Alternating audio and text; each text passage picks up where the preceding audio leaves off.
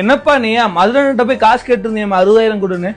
இல்லடா அவனுக்கு college fees கட்டணும்டா, அதுக்காக தான்டா போய் கேட்டேன்.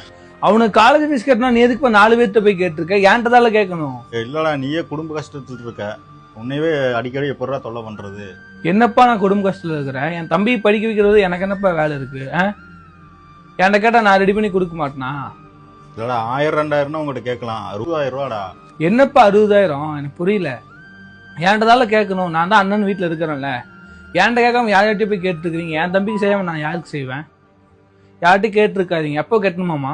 2 நாள்ல கட்டணுமாமா? நான் நாளைக்கு கொடுத்துட்றேன், நீங்க போய் காலேஜ் கட்டி விடுங்க. சரி போயிட்டு வரேன். சரி தம்பி. அண்ணன் வந்து சத்தம் போட்டு போறான்டா, பணம்லாம் என்கிட்ட கேட்க மாட்டீங்களா அப்படின்ட்டு. நாளைக்கு பணம் தரானம்மா, நீ போய் நாளைக்கு காலேஜ் ஃபீஸ் கட்டிட்டு வந்துரு. சரிப்பா, நாளைக்கு வாங்கிட்டு போய் நான் கட்டிடுறேன். சரி.